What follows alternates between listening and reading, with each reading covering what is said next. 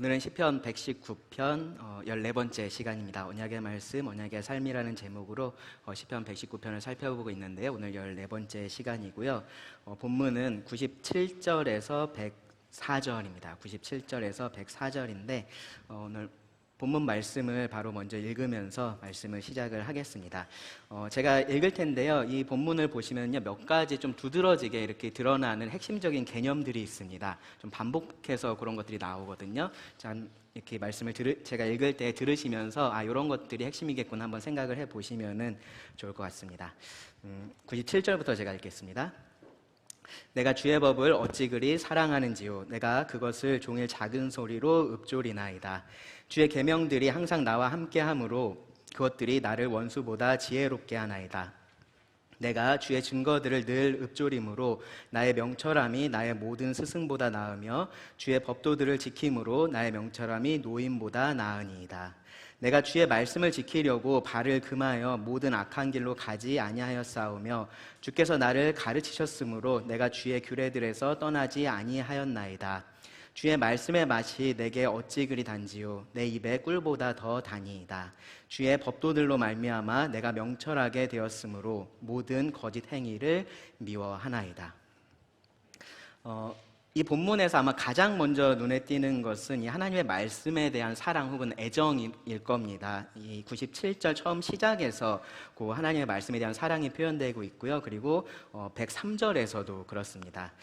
그 다음에 좀 눈에 띄는 것은 뭐냐면요, 지혜에 대한 부분이에요. 98절 그리고 99절, 100절 그리고 104절에 지혜 혹은 명철함에 대해서 말씀을 하고 있습니다. 그리고 말씀을 묵상하는 것에 대한 표현이 나오죠. 그렇죠? 작은 소리로 읊조린다라는 표현이 나옵니다. 그게 97절, 99절에 나오고요. 98절에서도 비슷한 개념이 나오고 있습니다. 그리고 말씀을 지키는 것, 말씀을 순종하는 것에 대한 말씀도 100절, 101절, 102절, 그리고 104절에 계속해서 언급이 되고 있습니다. 그러니까 하나님의 말씀에 대한 사랑에 대해서 말을 하고 있고요. 그리고 지혜에 대해서 말을 하고 있고, 말씀을 묵상하는 것, 그리고 순종하는 것에 대해서 오늘 본문은 말씀을 하고 있습니다. 그것들이 어떻게 이렇게 어떤 관계가 있는 거냐, 어떻게 정리를 할 수 있냐, 이렇게 할 수 있습니다. 하나님의 말씀을 사랑하는 사람은 말씀을 묵상하고 순종한다. 그리고 그 결과로 세상에서 얻을 수 없는 지혜를 얻는다라고 할 수 있습니다. 하나님의 말씀을 사랑하는 사람은 그 말씀을 묵상하고 순종하고요. 그리고 그것에 대한 결과로서 세상에서 얻을 수 없는 지혜를 얻습니다. 다시 정리해서 말씀드리면요, 하나님의 말씀을 사랑하는 사람은 말씀을 묵상하고 순종한다. 그리고 그것에 대한 결과로서 세상에서는 얻을 수 없는 지혜를 얻는다라는 것이 오늘 말씀을 통해서 우리가 얻을 수 있는 핵심적인 원리라고 할 수 있습니다. 이 말씀을 통해서 이제 하나님은 우리에게 이 하나님의 말씀을 사랑하는지 물으시고요. 그리고 우리에게 그 말씀을 묵상하고 순종하라라고 그렇게 명령을 하십니다. 그리고 이 하나님의 지혜를 추구하면서 살 것에 대해서 말씀을 하십니다. 요 핵심 개념이라고 말씀드린 요 개념들을 함께 좀 살펴보면서요, 우리가 나는 지금 어디에 있는지 한번 좀 점검을 해보고요. 그리고 그러면은 내가 있는 곳에서 어디로 가야 할지 같이 좀 생각을 해보기를 원합니다. 먼저 사랑에 대한 부분입니다. 하나님의 말씀을 사랑하는 것. 97절 말씀에 보시면 이렇게 시작을 합니다. 내가 주의 법을 어찌 그리 사랑하는지요. 내가 주님의 법을 사랑합니다 라고 그렇게 담담하게 이야기를 하기보다는요, 여기 보면은 어찌 그리라는 표현이 나오죠. 그렇죠? 어찌 그리 사랑하는지요 라고 하면서 그 감정을 좀 여기서 드러내고 있는 겁니다. 이 어찌 그리라는 표현이 103절에서도 똑같이 사용이 됐어요. 그래서 그 정도를 강조를 하고 있는 거고요. 동시에 충분히 그것을 자기가 이렇게 표현할 수 없다라는 것에 대한 조금은 아쉬움이 담겨 있는 표현이다라고 할 수 있습니다. 하나님의 이 말씀을 정말로 이만큼 사랑하는데 그것을 충분히 다 표현을 할 수 없다라는 거죠. 그래서 어찌 그리 사랑하는지요 라고 표현을 한 겁니다. 정말로 하나님의 말씀을 사랑하고 있는 겁니다. C.S. 루이스 여러분들 좀 아시는 분들이 계실 텐데요. 그 C.S. 루이스의 책을 보면요, 가끔씩 이제 일반적으로 아주 당연하다라고 생각하는 것에 대해서 이렇게 질문을 던지는 것들이 있어요. 그래서 때로는 그래서 그런 것들이 좀 너무 어렵게 느껴지기도 하는데, 이제 때로는 이제 그런 것들이 이제 새로운 통찰력을 줘서 굉장히 말씀을 이해하는 데 도움이 되기도 합니다. C.S. 루이스가 이 말씀에 대해서 좀 질문을 던진 것이 있습니다. 보면요, 하나님의 법에 대해서 주의 법을 사랑한다라고 그렇게 표현을 하고 있습니다. 그것에 대해서 그것이 잘 이해가 되지 않는다라고 그렇게 말을 하는 거예요. 이 법이라고 이야기를 하고 있으니까 이것이 법이라면은 그것에 동의할 수 있고, 그리고 그 법에 순종할 수 있고, 그것을 존중할 수는 있는데 그것을 어떻게 기뻐한다라고 말을 하고 그것을 어떻게 사랑한다라고 말을 하느냐, 이제 그렇게 의문을 던진 겁니다. 무슨 말을 하는 거냐 하면요, 돈이 없고 아주 배고픈 사람이 있습니다. 그 사람이 이렇게 길을 지나가는데 갓 구운 빵 냄새가 이렇게 나는 거죠. 그리고 커피 향이 향기롭게 그렇게 나는 겁니다. 그런 상황에서 빵이 하나 먹고 싶겠죠. 커피를 마시고 싶은 마음이 들 수 있습니다. 근데 돈이 없잖아요. 그렇죠? 그럼 어떻게 할 수 있어요? 요새는 그런 일 잘 없겠지만 이렇게 슬쩍 할 수 있는 거죠. 그런 마음이 들 수 있습니다. 그런데 그런 사람이 그런 상황에 있을 때 이 도둑질하지 말라라는 그 하나님의 법, 하나님의 말씀을 어떻게 기뻐할 수 있느냐라는 겁니다. 그러니까 이 도둑질하지 않는 것으로 여전히 그 하나님의 말씀에 동의할 수 있고 그것을 존중할 수 있고 또 그것에 순종할 수도 있는데 그 명령 자체를 기뻐할 수는 없지 않느냐라는 것이 이제 루이스의 질문이에요. 이해가 되시나요? 왜 그런 질문을 하는지? 이 도둑질이라는 것이 조금 멀게 느껴지시면요, 여러분들이 자주 이렇게 유혹을 받는 그런 상황을 생각해 보셔도 좋습니다. 그러면은 아마 왜 이렇게 질문을 하는지 이해가 될 겁니다. 그런 상황에서 우리는 이 말씀에 순종해야 한다라는 그런 의무감, 그리고 주님에 대한 사랑 때문에 그런 유혹을 이겨낼 수는 있어요. 그런데 그럴 때마다 이제 가끔씩 이런 생각이 들 때도 있는 겁니다. 그런 말씀이 없었으면 어땠을까? 혹은 내가 그런 말씀을 몰랐으면 어땠을까라는 생각이 드는 겁니다. 왜냐하면은 그것이 하나님께서 금하신 그것이 여전히 좋아 보이기 때문에 그런 거죠, 나에게. 그리고 그것이 좋아 보이니까 내가 그것을 원하기 때문에 그런 겁니다. 하나님으로 인해서 그러한 마음을 내가 억누르고 말씀에 순종은 하는데 그렇다고 해서 그 말씀 자체를 내가 사랑하거나 기뻐한다라고 말하기는 어렵지 않느냐라는 것이 C.S. 루이스의 질문이었습니다. 그런데 오늘 이 시편 기자의 고백을 보면요, 이 하나님의 말씀에 대해서 그런 태도를 전혀 가지고 있지 않다라는 것을 우리가 분명하게 볼 수 있습니다. 정말로 하나님의 말씀을 사랑하는 사람이에요. 그래서 103절에는 보시면은 그 맛이, 이 말씀의 맛이 꿀보다 더 달다라고 그렇게 말을 하고 있습니다. 그래서 종일 말씀을 묵상한다라고 말을 하고요, 그 말씀을 순종하려고 합니다. 나는 이 말씀이 너무 싫은데 하나님 때문에 어쩔 수 없이 내가 이렇게 하는 거야 라는 그런 뉘앙스를 전혀 찾아볼 수가 없다라는 거예요. 그래서 이제 어떤 주석가들은요, 여기서 이 시편 기자가 말하고 있는 이 법이라는 것이 하나님의 말씀 전체를 이야기하는 게 아니라고 그렇게 주장을 하기도 해요. 특별히 이제 103절에 사용된 이 말씀이라는 단어는 약속을 의미하는 단어거든요. 약속, 임나인데, 그러니까 여기서 이 시편 기자가 말하는 것이 하나님께서 그에게 특별하게 주신 말씀을 의미한다, 약속을 의미한다라고 그렇게 말을 하는 거예요. 하나님께서 그에게 약속하신 그 좋은 것에 대해서 지금 사랑한다라고 말을 하고 그것을 기뻐한다라고 말을 하고 있다라는 겁니다. 물론 이 맥락에서 시편 기자가 특별한 말씀을 생각하고 있었을 수는 있어요. 그런데 그렇다고 해서 그의 이 고백이 주의 법을 사랑한다라는 이 고백이 하나님의 그 말씀 중에 일부만 해당된다라고 보기는 어렵습니다. 그럴 만한 근거가 없습니다. 오늘 본문의 맥락도 그렇고요. 그리고 시편 119편 전체의 맥락을 생각해 보면은 더더욱이나 그렇습니다. 시편 기자는 하나님의 말씀의 일부가 어떻다라고 말을 한 적이 없습니다.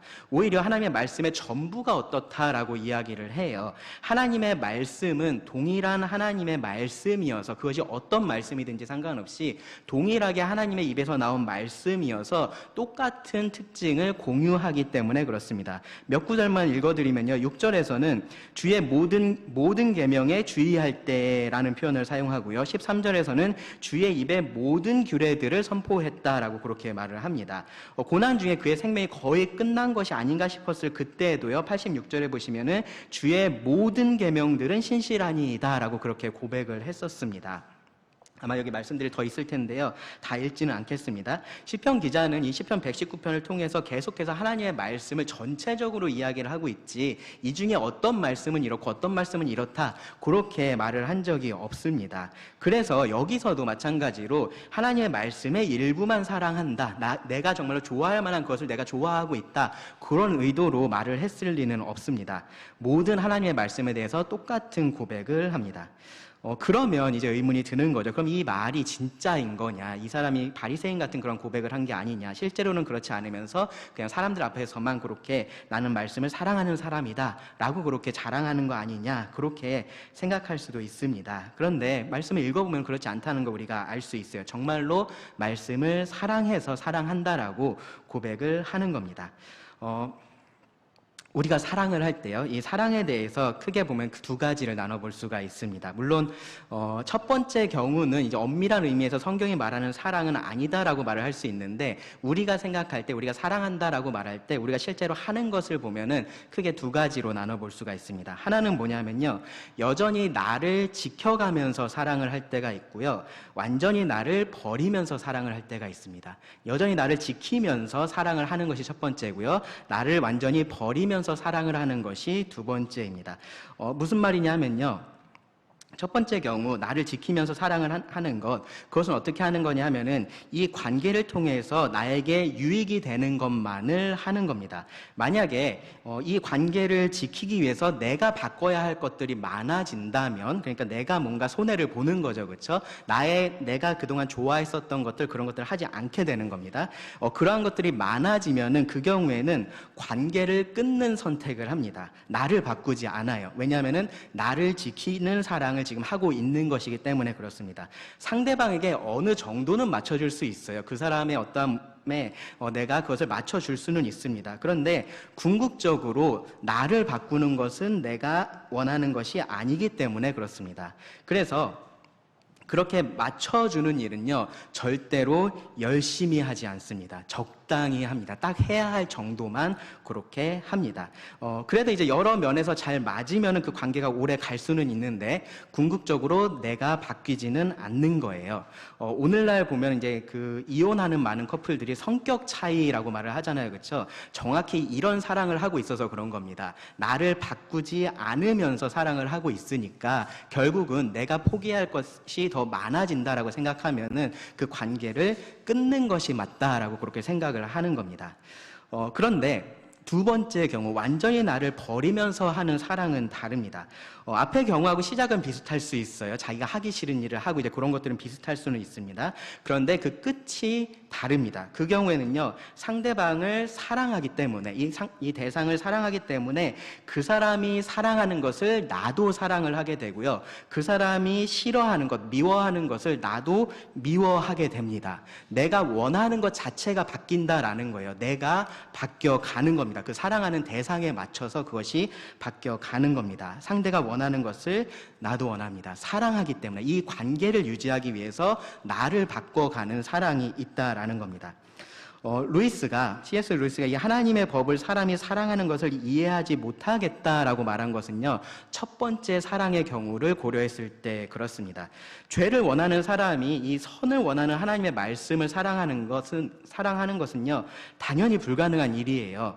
그런데 시편 기자가 여기서 하나님의 말씀을 사랑한다라고 말할 때는요, 두 번째 사랑입니다. 두 번째처럼 하나님을 사랑을 한 거고요, 하나님의 말씀을 사랑을 한 겁니다. 나를 지키면서 사랑하는 것이 아니라 나를 버리면서 사랑을 하는 겁니다. 그렇게 사랑할 가치가 하나님께 있다라고, 이 관계 안에, 이 언약의 관계 안에 있다라고 생각을 하고 그러한 사랑을 한 겁니다. 내가 사랑하는 것을 하나님도 사랑해 주시기를 원한 것이 아니라 하나님이 사랑하는 것을 나도 사랑하기를 원하는 그러한 사랑을 한 겁니다.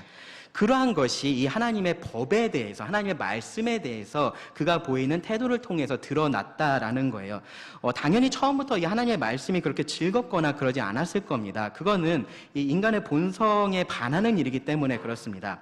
하나님의 말씀은 꿀보다 더 단 게 아니고요, 약보다 더 쓰게 느껴졌을 겁니다. 가끔씩은 그게 독약처럼 느껴졌을 거예요. 이 말씀대로 살면은 내가 답답해서 죽을 것처럼 그렇게 느껴졌었던 그러한 순간도 있었을 겁니다. 이게 이해되지 않고 이게 좋아 보이지도 않고 그랬을 겁니다.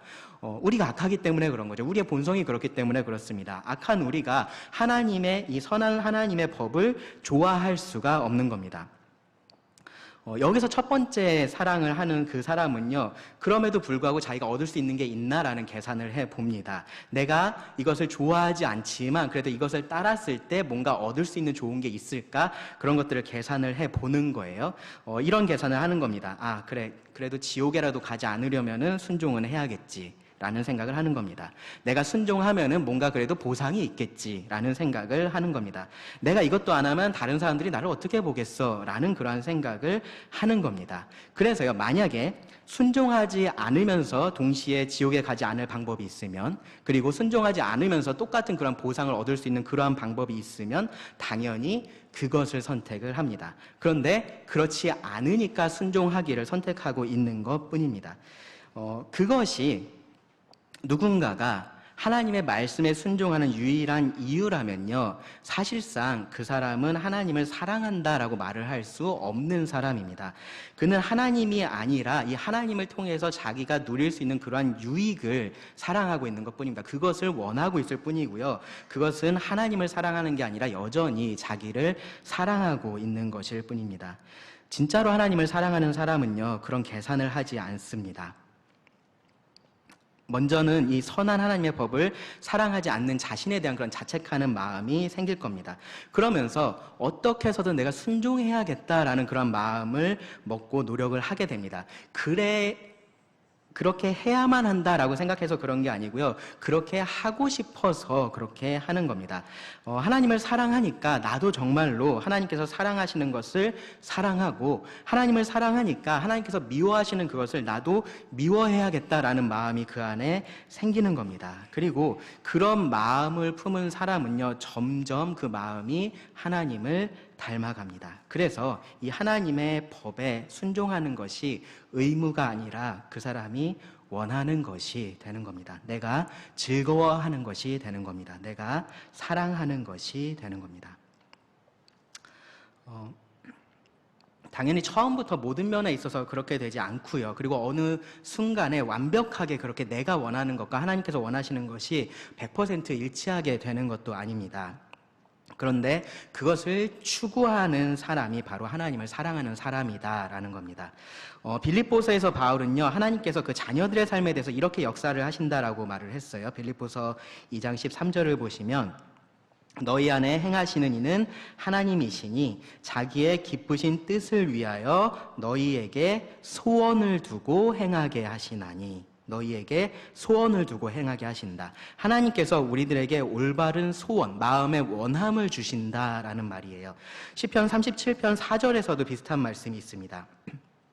또 여호와를 기뻐하라. 그가 너의 마음의 소원을 너에게 이루어 주시리로다. 여기 말씀해 보시면요, 내 마음의 소원을 내게 이루어 주시리로다 라고 그렇게 번역이 되어 있는데 약간은 의역이에요. 문자적으로 하면요, 여기에서 이루어가 빠져 있는 것이 맞습니다. 이루어를 빼고서 읽어보시면은 내 마음의 소원을 내게 주시리로다가 되죠. 그렇죠? 내게 주시리로다가 됩니다. 물론 여기서 이제 이 소원에 대해서 소원하는 바라고 그렇게 이해를 할 수 있지만요, 이 문자 그대로 이해를 해도 사실은 아무런 어려움이 없습니다. 하나님은 이 하나님을 기뻐하는 자에게 빌립보서에서 말씀을 하셨던 것처럼 올바른 마음의 소원도 주신다라는 그러한 말씀이 되는 겁니다. 하나님은 우리가 진심으로 내가 주의 법을 어찌 그리 사랑하는지요 라고 그렇게 고백을 할 수 있게 하시는 거고요, 주의 말씀의 맛이 내게 어찌 그리 단지요 라고 그렇게 고백을 하게 하신다라는 겁니다. 정말로 하나님을 사랑하는 사람은 그래서 이 하나님의 말씀에 대해서 하나님 그 말씀이 옳습니다, 하나님 그것이 옳다라고 제가 인정을 합니다, 하나님 제가 그 말씀을 믿습니다, 제가 그 말씀에 순종하겠습니다 라고 고백하는 것 외에도 하나님 제가 그 말씀을 사랑합니다 라고 고백할 수 있다라는 겁니다. 그런데 이 성경의 대부분의 원리가 그렇듯이요. 하나님께서 그런 마음을 주실 것이니까 우린 그냥 가만히 있기만 하면 되고 그런 것은 아니에요. 오늘 이 본문 말씀을 봐도 그렇습니다. 시편 기자는 이 말씀을 묵상하고 순종을 합니다. 묵상에 대해서 먼저 말씀을 좀 보면요. 97절부터 99절입니다. 내가 주의 법을 어찌 그리 사랑하는지요. 내가 그것을 종일 작은 소리로 읊조리나이다. 주의 계명들이 항상 나와 함께하므로 그것들이 나를 원수보다 지혜롭게 하나이다. 내가 주의 증거들을 늘 읊조림으로 나의 명철함이 나의 모든 스승보다 나으며.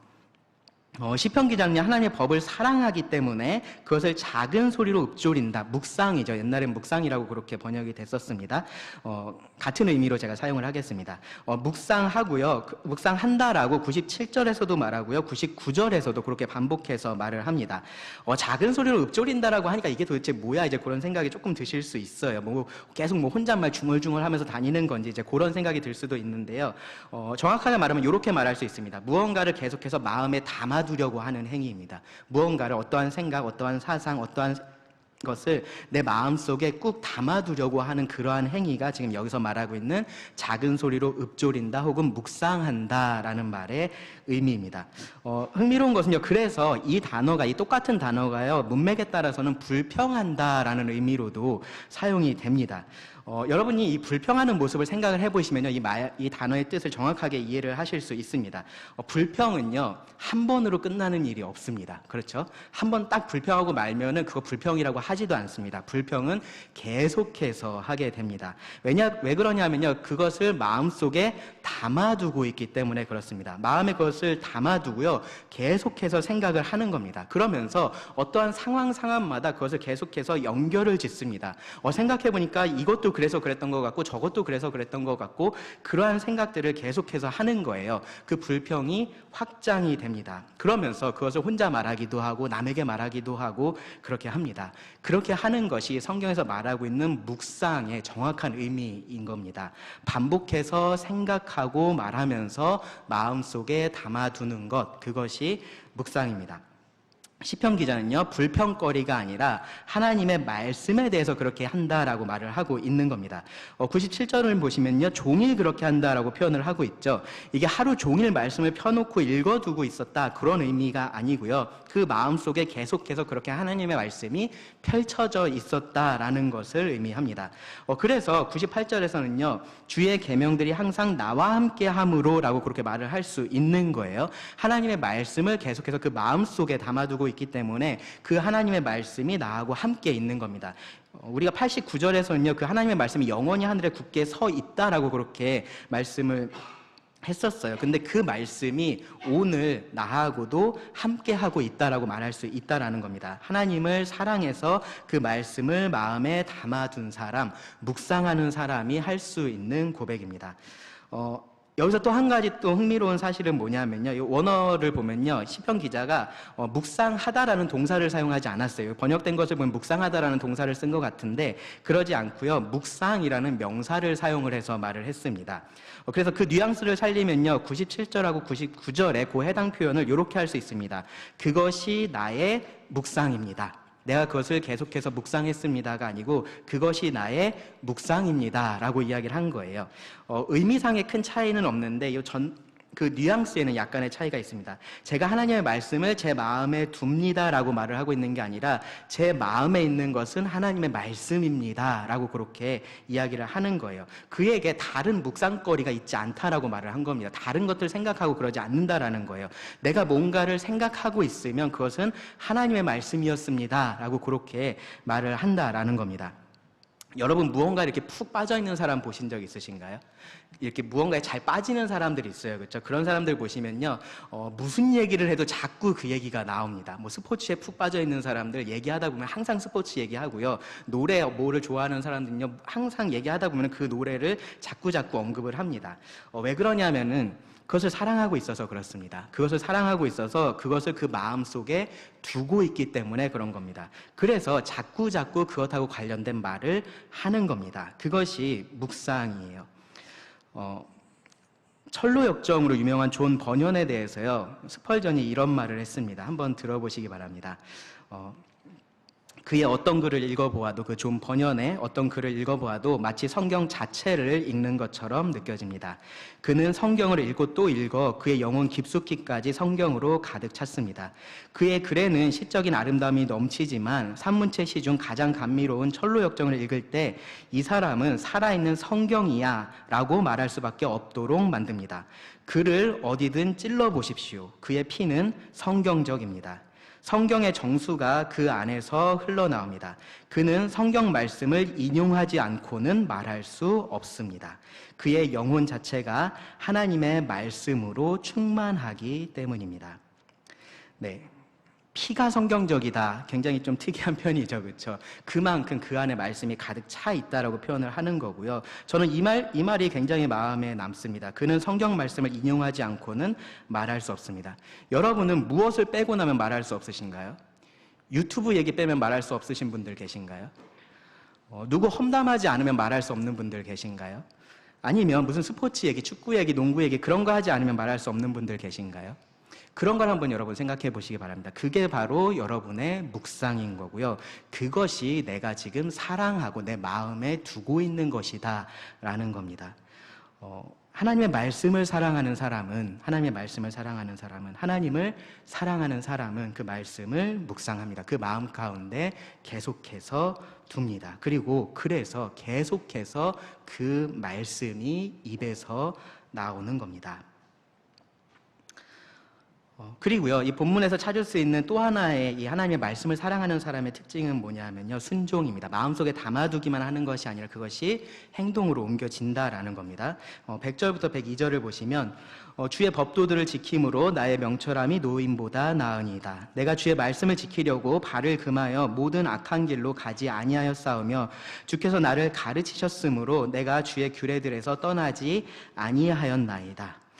반복해서 이 하나님의 말씀을 지킨다라는 사실을 강조를 하고 있습니다. 묵상이라는 것은요, 하나님의 말씀을 마음에 두게 하는데 이 하나님의 말씀은 거기만 머물러 있지 않는 거예요. 왜냐하면 이 말씀은 살아있는 말씀이기 때문에 그렇습니다. 그래서 그 살아있는 말씀이 우리 안에 들어오면, 우리 마음의 자리를 잡으면 그것으로 인해서 우리의 생각이 달라지고 우리의 말하는 것이 달라지는 겁니다. 그리고 그것뿐만 아니라 우리의 행동 하나하나가 달라지고요, 우리의 삶이 달라지는 겁니다. 하나님의 말씀이 그 마음에 떨어졌는데 어떠한 변화도 없는 경우는 딱 한 가지 경우밖에 없습니다. 그가 생명이 없는 죽은 자일 경우에만 그렇습니다. 크든 작든 많든 적든 말씀은 순종이라는 열매를 맺습니다. 시편 기자는요, 생명이 있기 때문에 이 순종의 열매를 맺었던 겁니다. 주의 법도들을 지킨다라고 100절에서 말을 하고 있고요. 101절도 보시면 발을 금하여 모든 악한 길로 가지 않는다라고도 말을 하고요. 102절에서는요, 주의 규례들에서 떠나지 않는다라고 말을 해요. 시편 1편이 생각나시죠? 그렇죠? 시편 1편에서 복 있는 자가 악인의 꾀를 따르지 않고 죄인의 길에 서지 않고 오만한 자의 자리에 앉지 않는 것처럼 여기 시편 기자도 그렇게 하나님을 사랑하는 백성으로서 자기가 어디에 있어야 하는지 아는 겁니다. 어느 길을 걸어야 하는지를 아는 겁니다. 그래서 그가 가지 않아야 할 곳을 알고 있고요, 그가 가야 할 곳을 알고 있습니다. 그리고 그대로 걸어갔습니다. 자기가 걸어가야 할 길을 스스로 판단하지 않아요. 하나님께서 가르쳐 주신 대로 하나님의 말씀을 지키기 위해서 모든 악한 길로 가지 않았고요, 말씀의 길에서 떠나지 않았다라고 말을 합니다. 그래도 어떤 길은 괜찮지 않을까 그런 생각이 들었을 때가 있겠죠.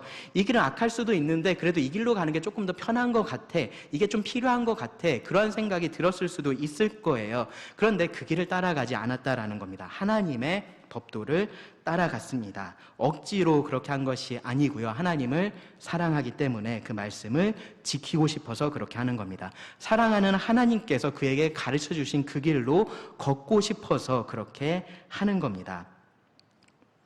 하기 싫지만 그래도 해야 해서 억지로 하는 것이 아니라 정말로 하고 싶은 일이어서 그렇게 했다라는 거예요. 자기를 변화시키고 싶었습니다. 그래서 말씀을 지키기 위해서 하나님께서 그를 가르치셨기 때문에 악한 길을 선택하지 않았다라고 말을 합니다. 우리가 잘 아는 것처럼요, 순종이라는 것이 그렇게 단순하지 않습니다. 정확히 말하면 순종은 단순한 문제이기는 한데 쉬운 문제는 아니다라고 그렇게 말을 해야 될 거예요.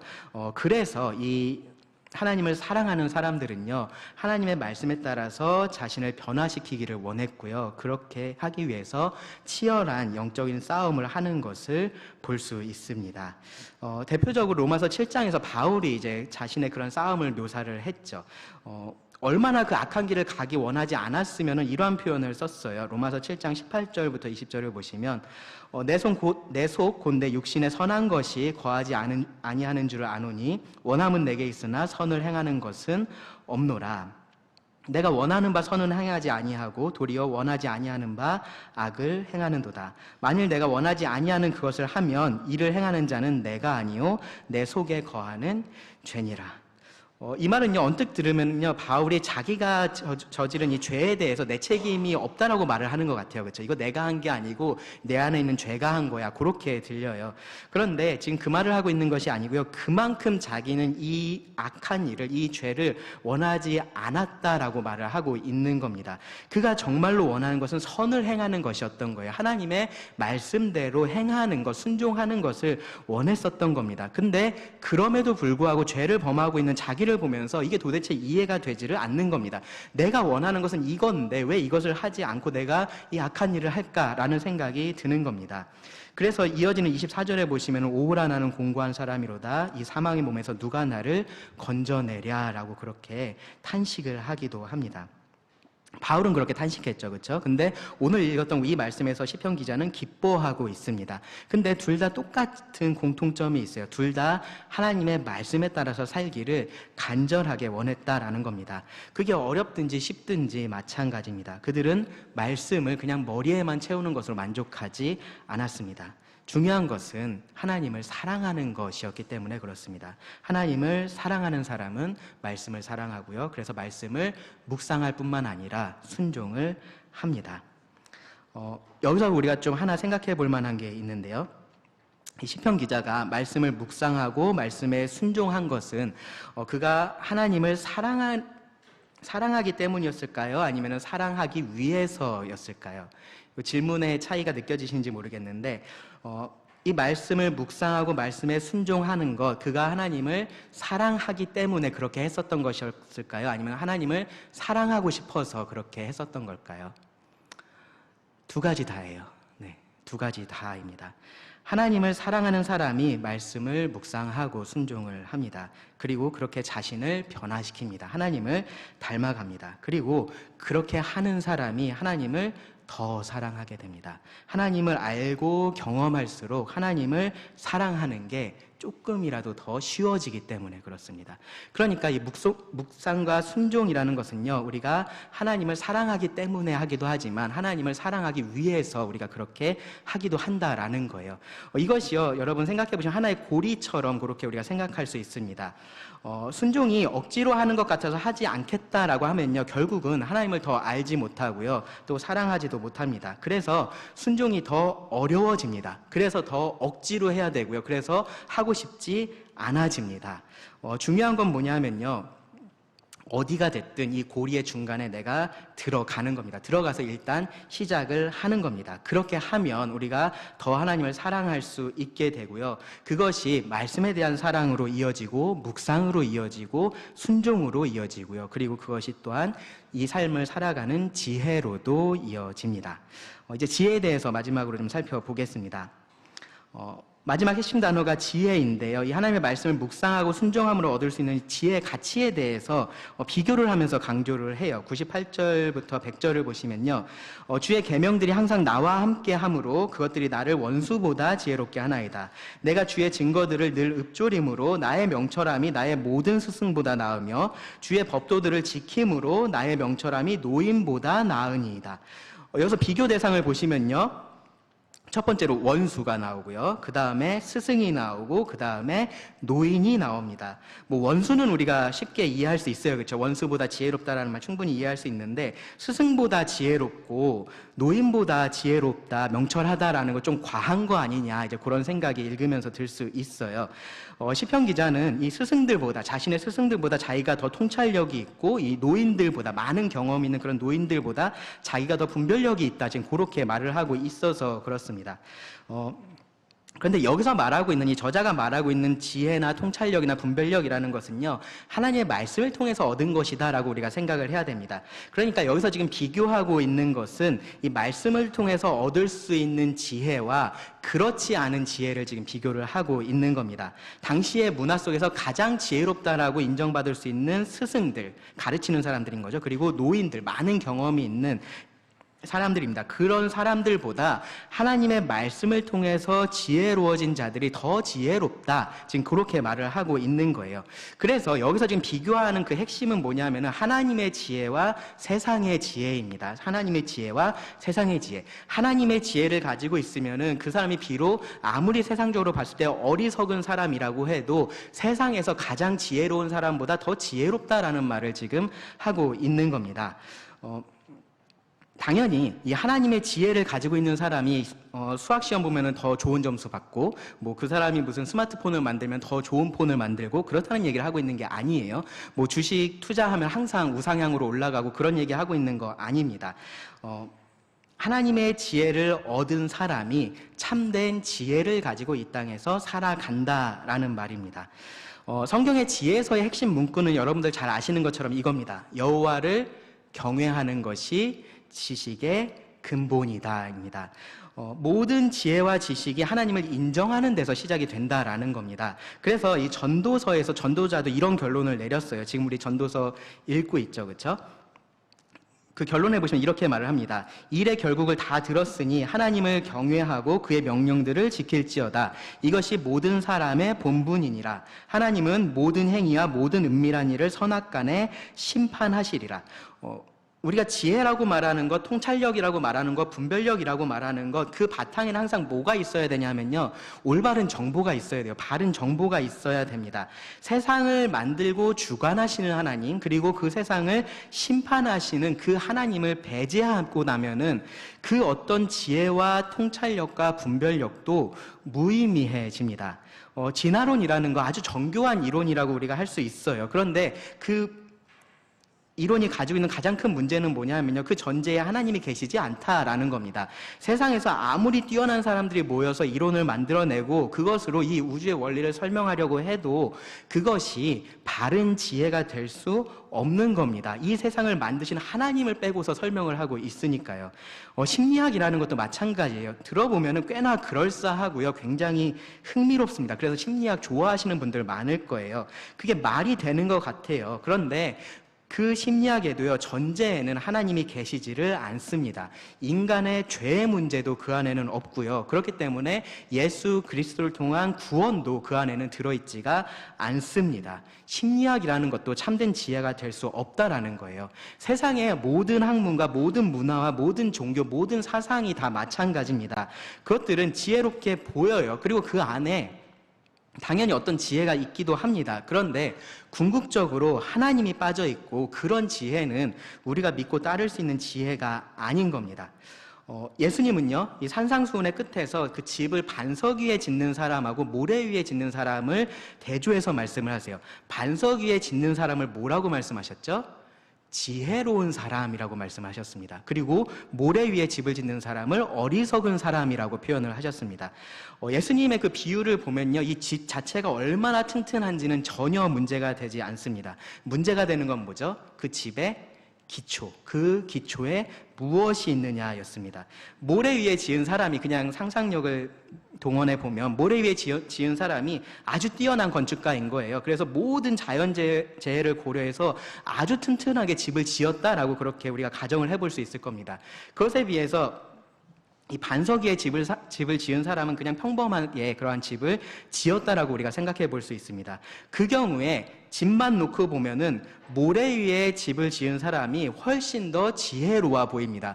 왜 그러냐면 겉으로 봤을 때 훨씬 더 아름다워 보일 거고요, 훨씬 더 견고해 보일 것이기 때문에 그렇습니다. 그런데 비가 오고 홍수가 났을 때 사람들은 누가 진짜 지혜로운 사람인지를 알게 됩니다. 중요한 거는 그 기초가 어디에 있느냐였습니다. 또 다른 극단적인 예는요, 예수님의 또 다른 비유에서 찾아볼 수 있는데 바로 부자와 나사로의 비유예요. 부자는 좋은 옷을 입고 날마다 파티를 즐기면서 살았습니다. 그런데 나사로는요, 부자의 상에서 떨어지는 그 음식으로 배를 불리면서 그렇게 살았습니다.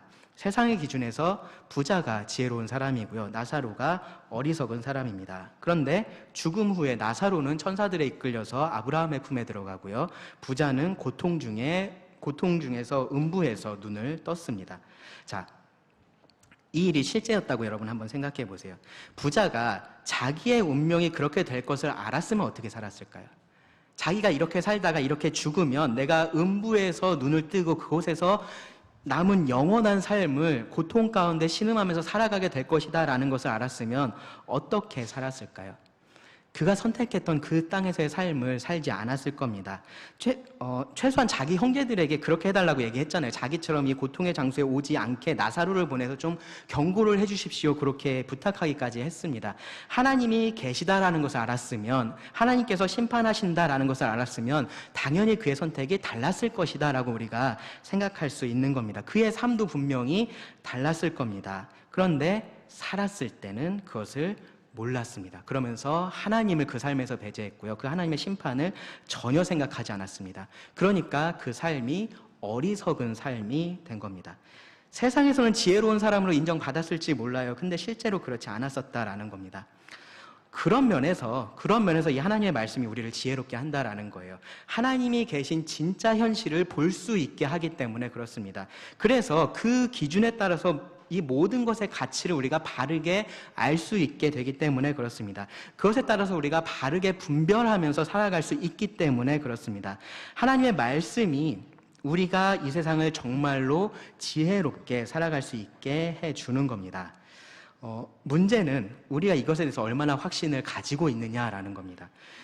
우리의 선택을 이 세상은 어리석다라고 말을 해요. 나의 선택이 어리석다라고 그렇게 말을 합니다. 내 친구가 그렇게 얘기를 해요. 근데 그렇게 말하는 그 친구가 훨씬 더 즐겁게 사는 것처럼 보이고요. 훨씬 더 행복하고 평화롭게 그렇게 사는 것처럼 보입니다.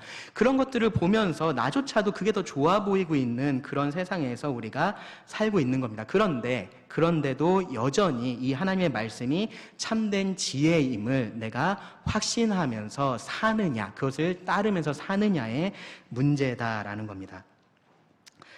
시편 기자는 확신을 가지고 있었습니다.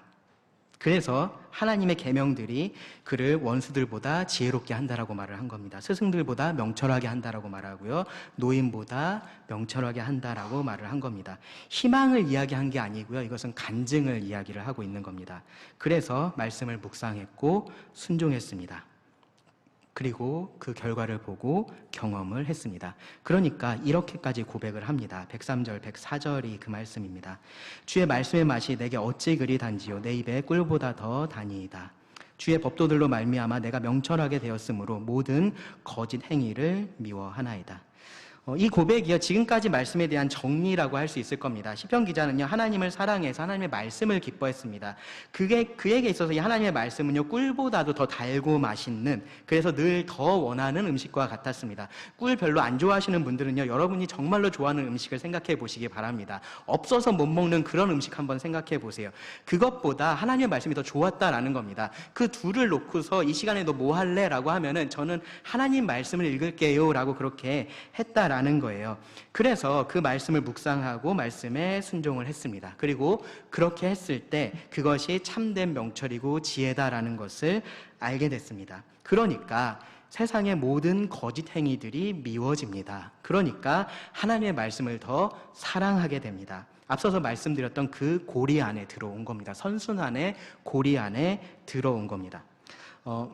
요즘에는 제가 잘 모르겠는데 예전에 한창 이렇게 음식 먹고서 막 이 음식의 맛이 어떤지 막 이렇게 설명하고 그런 프로그램들이 많이 있었어요. 그래가지고 거기 출연하는 출연자들이 맛 설명을 얼마나 잘하느냐, 이제 그런 게 이제 그들의 어떠한 뭐랄까요, 능력 기준이 됐었던 이제 그런 적이 있었거든요. 그런데 사실은요, 저는 모르겠습니다. 사실은 아무리 설명을 잘해도 내가 먹어보지 않은 것은 그 맛이 무슨 맛인지 솔직히 잘 이해가 안 됐었습니다.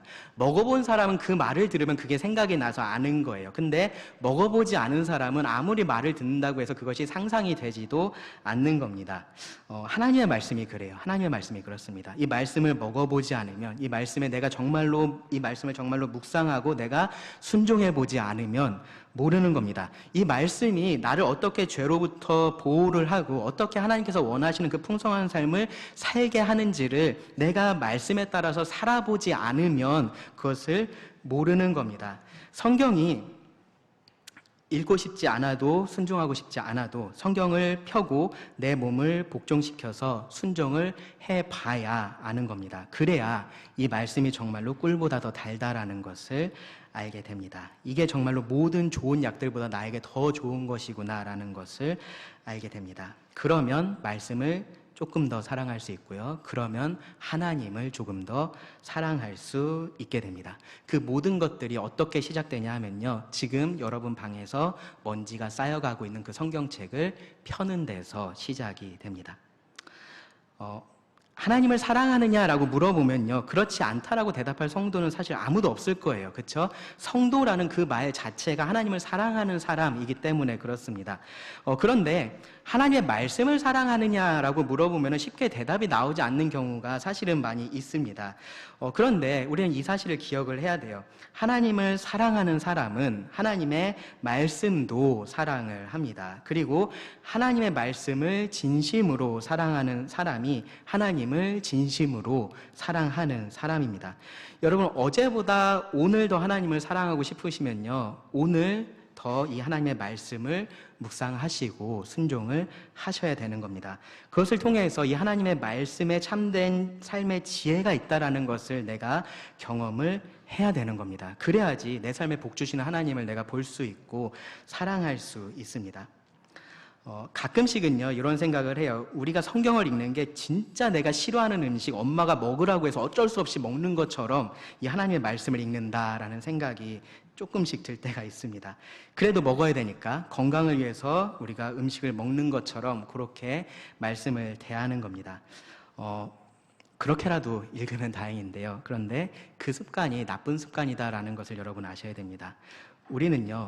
우리를 살리는 이 말씀을 읽고 있습니다. 우리를 변화시키는 말씀을 읽고 있습니다. 우리로 하여금 하나님을 더 사랑하게 만드는 그 말씀을 읽고 있습니다. 그래서 우리가 이 시편 기자와 같은 고백을 할 수 있기를 바랍니다. 내가 주의 법을 어찌 그리 사랑하는지요. 주의 말씀의 맛이 내게 어찌 그리 단지요. 내 입의 꿀보다 더 다니이다. 기도하고 말씀을 마치겠습니다. 하나님, 또 오늘 이 말씀을 통해서 우리 자신을 돌아볼 수 있게 해주셔서 감사합니다. 하나님, 우리가 하나님을 늘 더 사랑하기 원하는 만큼 또 하나님의 말씀을 더 사랑할 수 있게 하여 주시기를 구합니다. 이 말씀을 늘 더 가까이 하고 우리 마음에 둘 수 있게 하여 주시기를 원합니다. 그래서 우리가 그 말씀에 따라서 살아갈 수 있도록 우리에게 지혜를 주시고 우리에게 힘을 더하여 주시기를 원합니다. 하나님, 우리가 하나님을 사랑하며 살아갈 때 이 말씀이 우리들에게 얼마나 중요한지 잊지 않고 살아가게 하여 주시기를 구합니다. 들은 말씀을 주님께 맡기오며 예수님의 이름으로 기도드립니다. 아멘.